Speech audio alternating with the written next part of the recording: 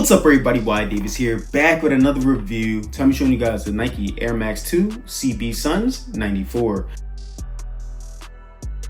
Alright guys, now in my head I was like, yeah, I know I reviewed these like 2 to 3 years ago, and I did review these like 2 to 3 years ago.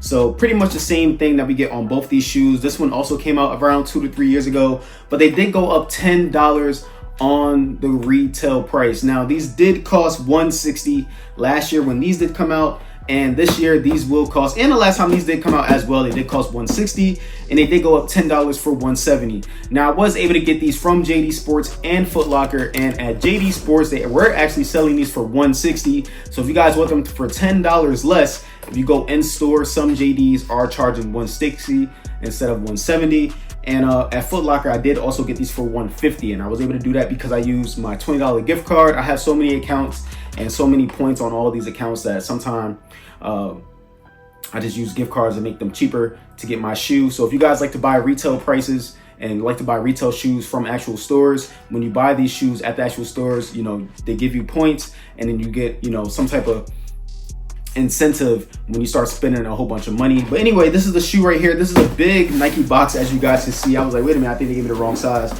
I did go with a size 10 on these. Make sure you guys take the whole video for the sizing tips, because you don't want to get the wrong size on these shoes. But both of these shoes did drop today via Foot Locker and JD Sports. No boutiques had these today, but they also dropped on the sneakers app the Kobe's today and the 95 pink foams that I already reviewed for you guys, but I didn't review the Kobe's. If anybody got those Kobe's, let me know in the comments box below. Also want to say happy Nike Day. Today is the day Nike was founded, I think 53 years ago. Blue Ribbon Sports, what it first started out as, then they changed it to Swoosh, which they actually stole from somebody that, you know, made the name for them and didn't even pay them really. They gave them like some shares and whatnot, and took the Swoosh name and, you know, made it into the Nike check that we know and love today. But without the Nike brand, you know, this channel wouldn't be possible. So shout out to Phil Knight and Bill Bowerman. If you guys don't know who Bill Bowerman is, the guy that I normally show you guys on the insole of the Nike Vomeros, that's who he is. So shout out to Nike for, you know, starting an empire, and, you know, and for creating this space for me. Without this and without you guys viewing the channel, I wouldn't be here. So thank you guys for all support. But let's get into this shoe, guys. So this is where we're at right here, man. With the tariffs, I don't know if, you know, the reason why they went up $10 on these, if they had so many, you know, pairs ready to restock later on, they were like, you know what, let's just get these out here. I don't know why they went up $10 on these, but no white and green sticker on the inside of the box. What do you guys think about it? Is it a cop or drop for you guys? Now this is one of the best Charles Barkley shoes ever, in my opinion. These two colorways are iconic, and basically when the Jordans, these were the next best shoes to cop, in my opinion, and some people's first option.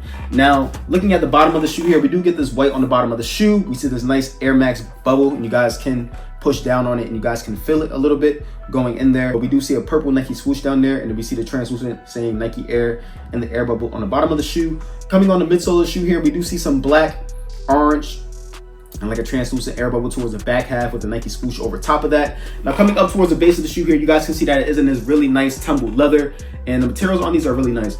Now we do get a little bit of a smell on these, but nothing too crazy. You know, they don't make them like they used to back in the days, but you know, it is what it is. I'm not seeing a lot of glue stains on either pairs here that you guys do see. Let me know if you guys like the black and white ones better or the all white ones better, but you know, it is what it is. Something special about this pair though is that we do get his number on the back of the outside of the shoe, the 34. That does not come on the black pair, just in case you guys didn't know. But we get the Nike swoosh stitching right there in purple. All right, and then we see holes in black here for breathability on this shoe.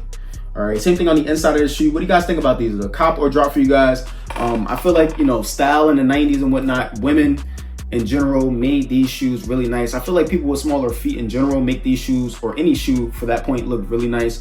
But you know, during the 90s and, you know, the 2000s, when these shoes actually did come out, you know, that's why they call it 94.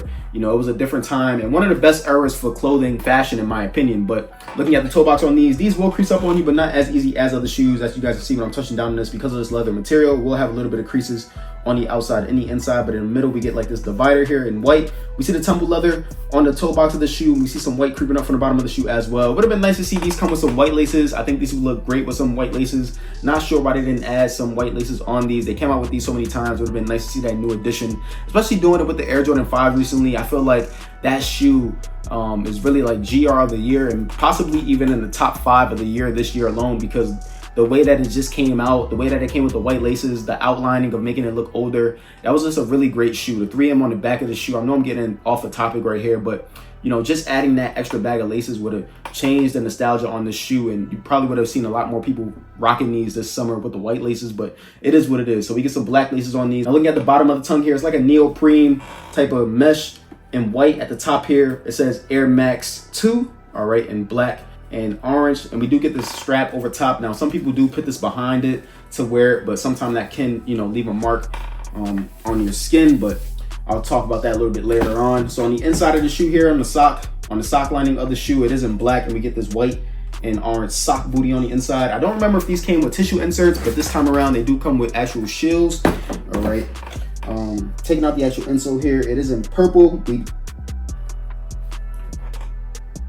We do get sizing stickers on these insoles over top of the logo, not underneath, literally on top of the logo, and it says Nike Air on there in orange.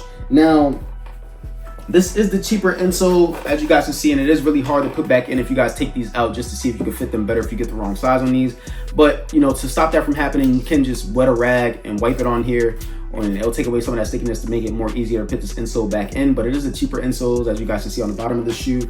Now underneath the actual insole here, it is white with some white stitching.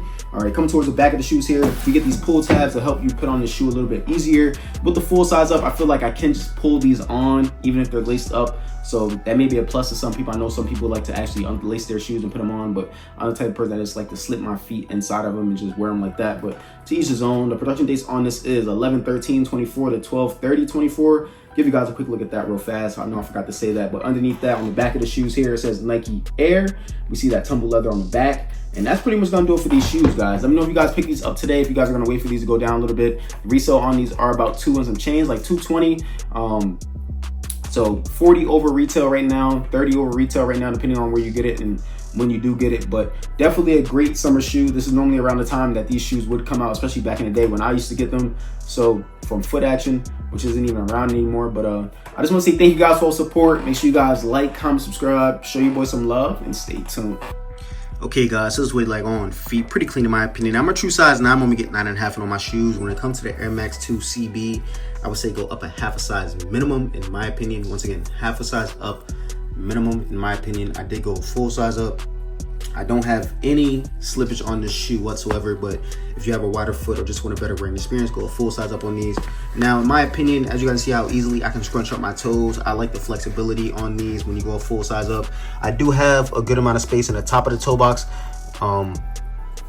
but the reason for me going, you know, up to a full size on these is because of how tight this is around the ankle area. Even with this full size up, I can start to feel the shoe as I wear them with time, just start to squeeze my ankle right here in this area.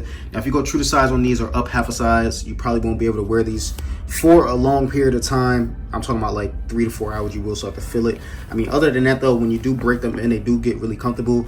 A lot of people also take this first layer and cut it, or you can just put it behind the tongue, but sometimes I feel like that makes it even worse, like on this part of the shoe, and you may even get a bruise depending on if you like to wear low cut and low top, you know, socks. But I would say go full size up on these in my opinion. If you feel like that's gonna be too big for you, go a half a size up. Do not go true to size on these, but other than that, they feel really nice on feet. And I'm gonna show you guys what these look like with some different pants options right now.